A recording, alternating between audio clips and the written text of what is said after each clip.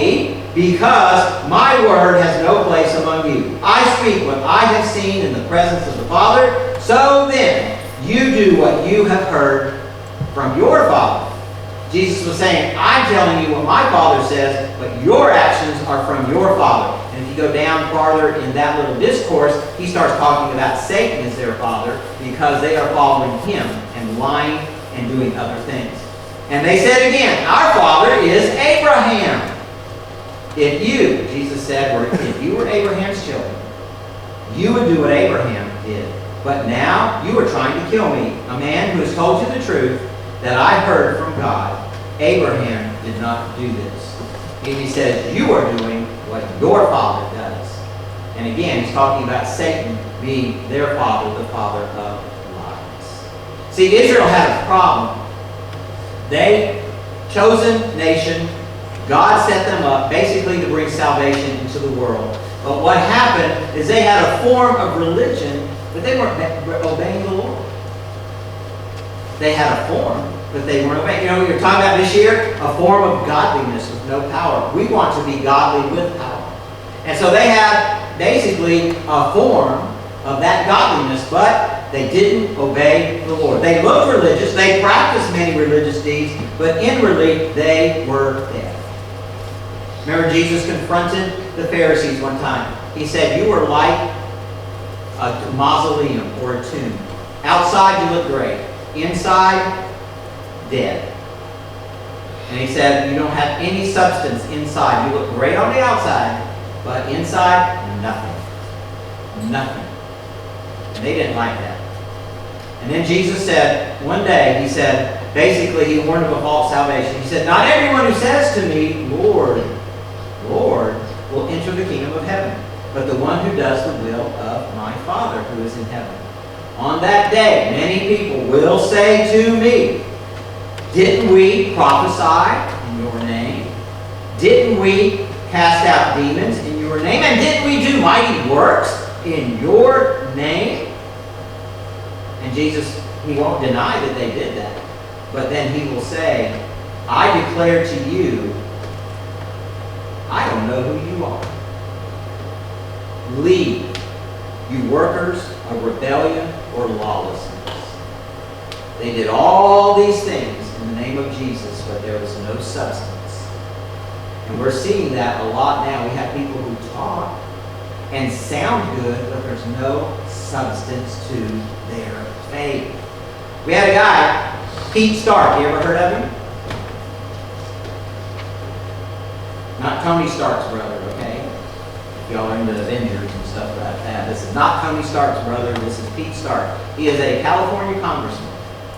And he is the first elected member of Congress to declare that he did not believe in God, nor did he believe in any supreme being. First one that ever did that. I mean, just flat out said it. He didn't believe in that. Now, he didn't say he was an atheist. But atheist groups have taken that and said, oh, look. But he has not said that. In the Los Angeles Times, he said that Congressman Stark had become the highest ranking elected official in the United States to acknowledge not believing in God or a supreme being. But, and this was an article written by Albert Mohler, who's the president of Southern Seminary, he said, but isn't it interesting that there are not many of the people elected there who will admit they are non-believers? They won't say it. Even though they might sit there and agree. This guy's one of the only ones that actually said this. And he goes on to say, now, he said, I think this tells us a lot on the there's a reluctance on the part of voters in the United States to vote for members of Congress or other major political officials who say they don't believe in God or any supreme being, or who identify themselves as secular in one way or another. Because there's a basic trust level that the voters are looking for, and this is extremely well documented in academic research. There's a basic trust level that people have for one another when there is a belief in God which anchors morality and other forms of judgment. There's a basic lack of that confidence when an individual identifies as not believing or as an atheist. And there's documentation to that. So people, this guy said it, But a lot of people won't. And we have to be careful because a lot of people will say, oh, yes, God bless America, but they're not believing in it. And of course they want that. Freedom from Religion Foundation. Have y'all ever heard of that one? Freedom from Religion? You know, they have for $3. Now, they're thinking that they're doing a service by this. For $3, you can buy a sticker, which is perfect for hotel rooms. Now, what is usually in a hotel room? Besides a bed and a bedstand? A Bible, usually placed there by the Gideons. This group has stickers they sell for $3. It has a small skull and crossbones on it. And it says on the sticker, warning, literal belief in this book may endanger your health and your life. And you sell that and they stick them on the Bibles in the hotels. Now, what does that say to people who come in there and maybe they'll look at a Bible, and some people will look at that and say, Of course, there are some people who say, yeah, I want to see what this, let me see what this is all about here. Yeah, If this is bad for me, okay, let me look at it. But other people might say, well, I'm not going to touch that. And they think they're doing a service to people by putting things on there. Now we have people, cultural Christians or civic Christians, they love the days, Memorial Day, July 4th, and Veterans Day. Love these, and I do. I love these days. But they look at these things because what happens is their civic pride gets blurry with their faith. And some people, if they believe they celebrate these days and what they stand for, but they don't have any faith, they're thinking that this is a substitute, or I'm okay because I'm a patriot. I like my nation. And well, we say God bless America, right? So we're a Christian nation, so I'm okay. But you have to be careful. Any of y'all like to sing America, America, God shed His grace on thee? You hear it at sporting events and things. All right, how many of y'all get a tear in your eye when you hear Lee Greenwood sing? Right? Because there ain't no doubt I love this land. Y'all already tearing up. Look at that. God bless the USA. That just sends tears to your eyes, doesn't it? It's a great song. It really is, and I'd like to hear it. But there are people who take that. They don't have any faith, but they say, well, this is great. I'm in a nation where we sing a song like this, so I'm okay because of my nation. But the problem is, how many people post in media, God bless America, and they have no clue what they're posting. They just, it's a way to say it. It's a good thing to say on these days, God bless America. But, Christianity is more than just a demographic, or it's a religious conviction, or an identification with Jesus. And some people say, well, it falls under that umbrella. I'm okay. If my country sings this, I'm okay. Because it says, God bless America. Now, did you hear what I said before? You can be a Christian and you can be an ardent patriot. All right? You can't have them both.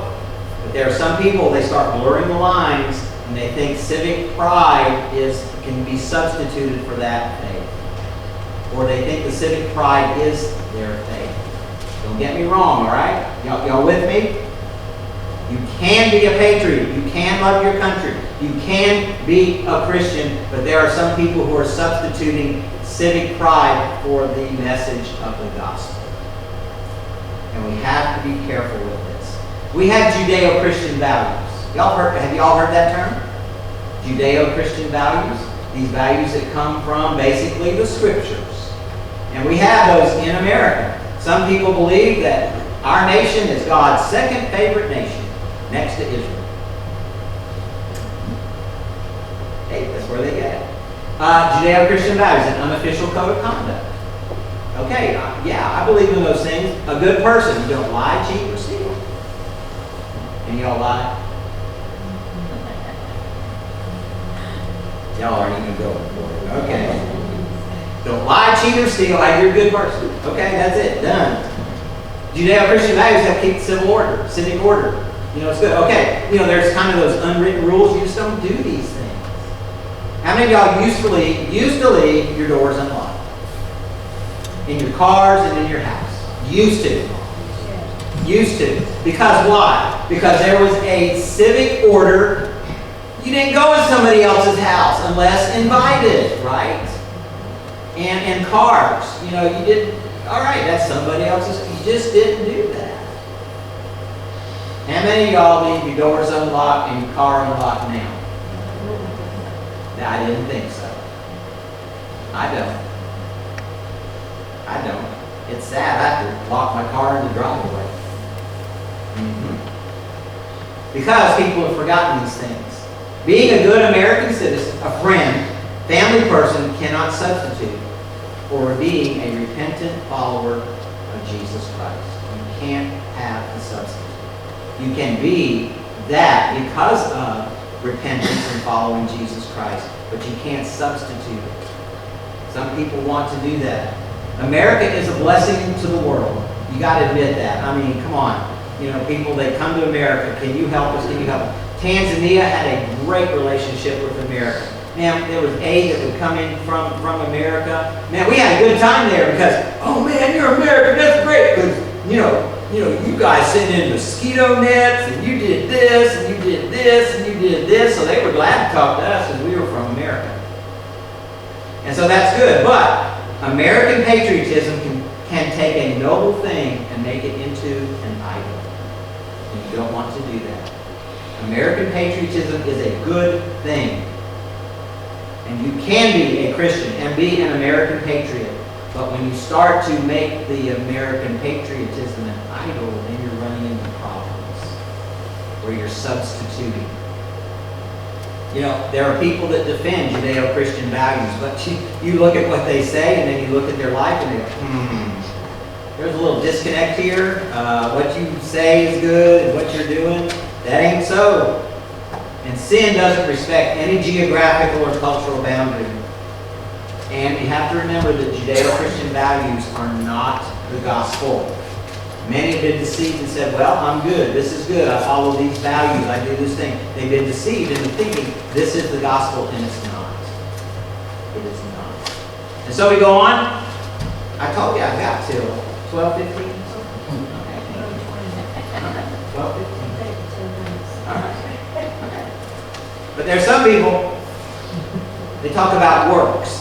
Now y'all checking your watch. Okay. Yeah. How many of y'all set the timers on your phone? Many people, unfortunately, think works is the way to heaven. John Gerstner, who's a Christian author, he said he calls these damnable good works. They say, some people say we're going to do all good works, and like I said before, we're going to good works. My bad's not too bad. My good's a lot better, so my good's going to outweigh my bad. And that's it. He said these are damnable good works because they're not going to get you to heaven. They're not through the gospel. Adrian Rogers, any of y'all heard of him? Okay? He said one time, he said, I would not trust the best 15 minutes I ever lived to get me into heaven. I would never trust the best 15 minutes I ever lived to get me into heaven. He's a preacher in Nashville, Tennessee. Preached for a long time. In other words, he's saying works don't do it. Works don't cut it. There was one guy who was talking about, he was talking to this guy about becoming a Christian. And here was the answer. This is the question this guy asked him. He says, do I have to become a Republican to become a Christian? He goes, what? What? He says, do I have to become a Republican to become a Christian?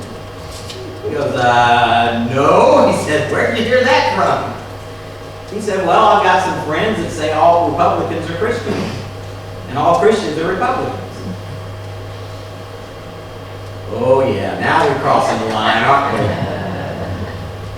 And he said, no. He said, the Christians first. He said, whatever else comes after that, you let God direct you, but it's Christian first. Believe in Jesus Christ first. No, you do not have to become a Republican or a Democrat or an independent or anything else.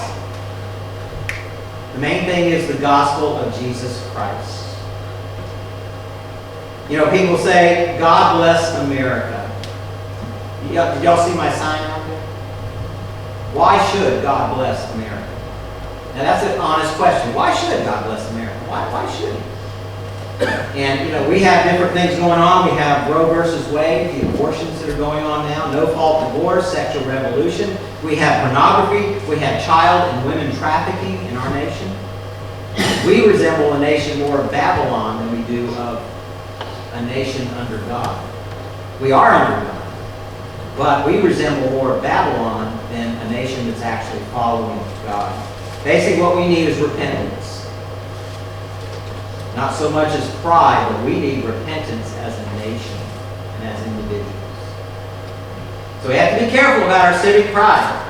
I'm almost finished. Y'all ready, right?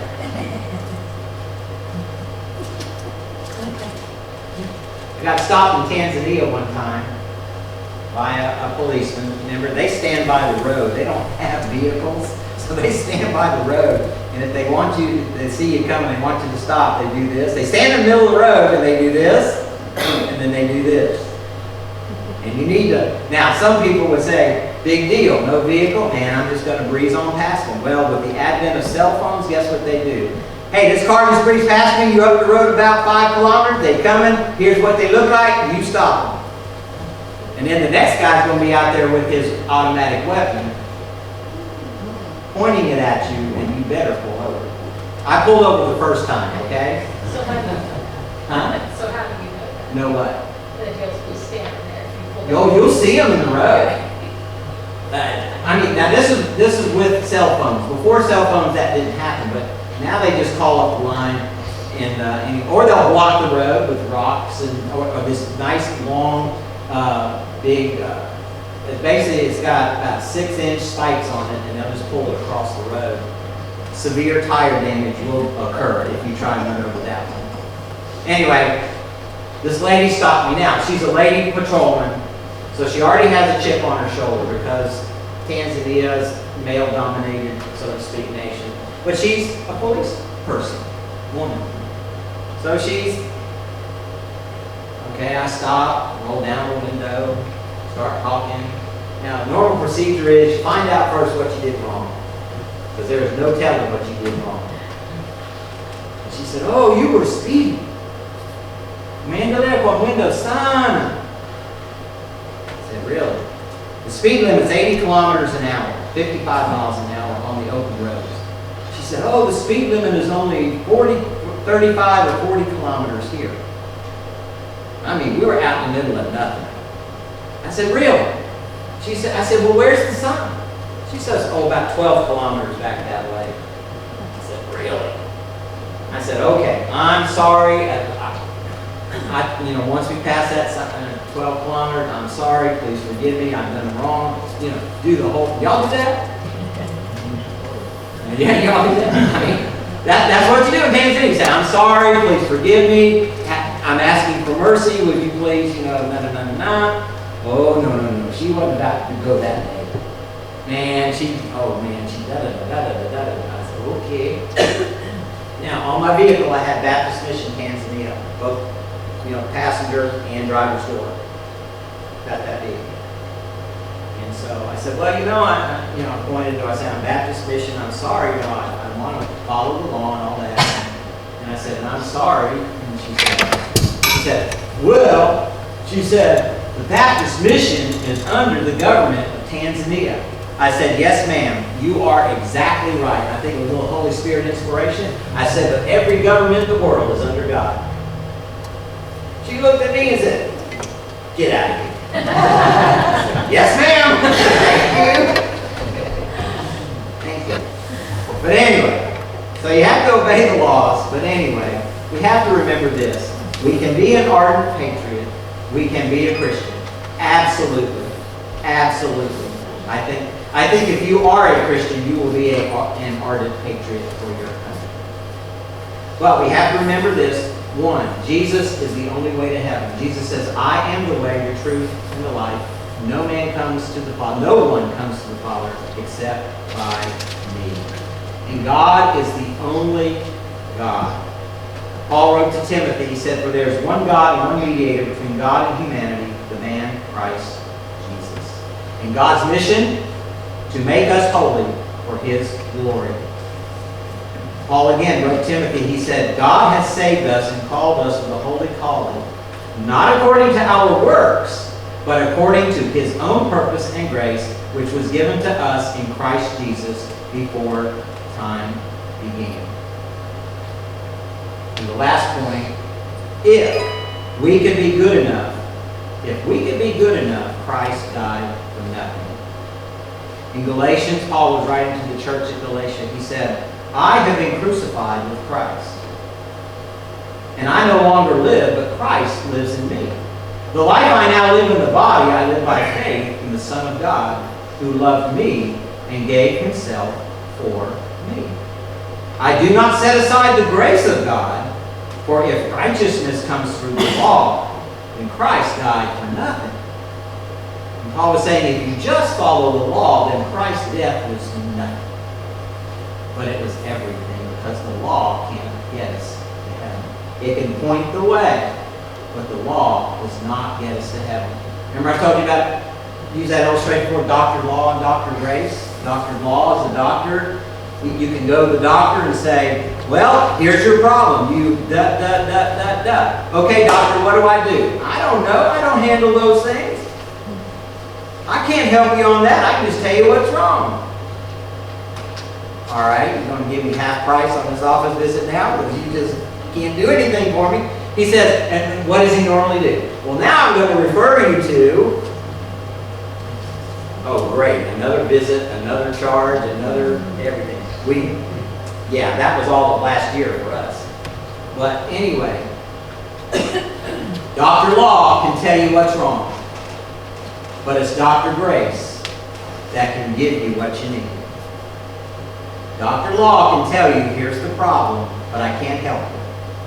But Dr. Grace can say, I can take care of it. The grace of Jesus Christ and his death on the cross, his burial and his resurrection, paid the penalty for sin. I can take care of that. And that's what happens. Let's bow our heads, please.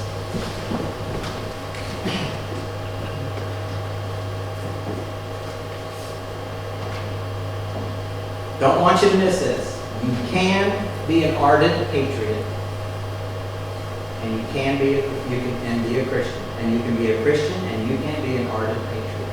But don't cross the line and just think because you're a patriot that you're already a Christian. That comes with each individual when you say, I know that I'm a sinner. I can't save myself. My works, all that, they're okay, but that just doesn't cut it. Jesus, I know that you died for me on the cross and you paid the penalty for my sin. And I'm accepting, I believe you. I am trusting you for my salvation. That's where it is. And when you do that, and you say, Lord, that's what I'm trusting is you for my salvation. That's what's real and that's what's true. Yes, Lord, I am a patriot. Yes, Lord, I fly the flag. I say the Pledge of Allegiance. I do all these things. But first and foremost, I follow you. I am a Christian. And I am a patriot. But don't substitute being a patriot for being a Christian, because it doesn't work. I had somebody ask me one time about a denomination. And my answer was, first, I'm a Christian. Because of who Jesus Christ is, what he's done, and I accepted him as my Lord and Savior. Second, I'm a Baptist by conviction because I've studied the Scripture, and that's where I'm at. Third, I'm a Southern Baptist, and that was a choice as far as denomination goes. But I'm a Christian first and foremost. So where are you today? I don't know where you are. I have no idea what God does. But you can accept him as Lord and Savior right where you're sitting. How many standing by this table? If you'd like to come and talk to me about that, about anything else, if you'd like to come, you say, hey, I belong here. I'd like to come and unite with this church, reunite, whatever the case is. And but this is up to you. You guys just come and pray. That's okay. But I'm going to be standing right here by this table. Karen's going to play one verse of the song. Keep your heads down, your eyes closed, please. And then after she's finished, we'll be dismissed.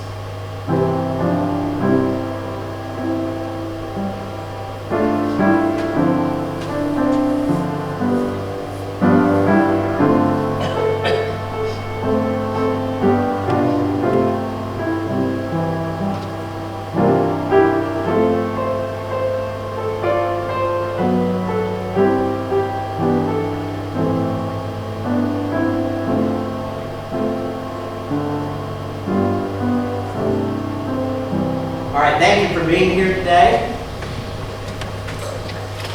Man, I need to keep y'all. Man, it's not good. Anyway, thank you for being here today. Please, please, make sure you understand you can be a Christian and an ardent patriot both. But don't substitute the patriotism for Christianity. Y'all understand that? Is that clear? Okay? That's clear. I love my country. Believe me, nothing like an American flag on foreign soil.